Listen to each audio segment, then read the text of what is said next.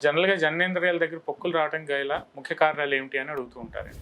So, జననేంద్రియాల దగ్గర పొక్కులు రావడానికి main ముఖ్య కారణం ఏంటంటే హెర్పీస్ రిలేటెడ్ ఇన్ఫెక్షన్స్ అంటే హెచ్ఎస్‌వి రిలేటెడ్ ఇన్ఫెక్షన్స్.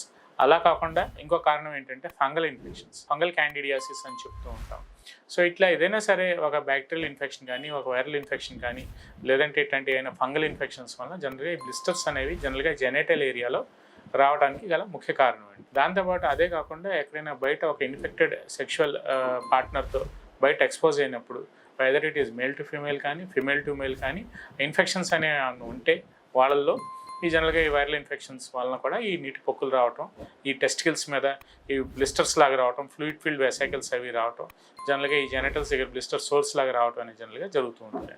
అదే కాకుండా ఇంకొక కారణం ఏంటంటే మెయిన్ హైజీన్. అంటే ఈ జెనిటల్ ఏరియాలో హైజీన్ అనేది ప్రాపర్‌గా మెయింటైన్ చేయకపోవడం. అంటే శుభ్రంగా ఉండకుండా జనరల్‌గా అన్‌హైజీనిక్‌గా అనేది ఉండటం. అపరిశుభ్రత అని చెప్తూ ఉంటాం. ఈ జెనిటల్ ఏరియా దగ్గర ఈ హైజీన్ మెజర్స్ అనేది ప్రాపర్‌గా పాటించకపోవడం వల్ల కూడా ఈ బ్లిస్టర్స్ అనేది రావటం గల ముఖ్య కారణంగా చెప్తూ ఉంటాం.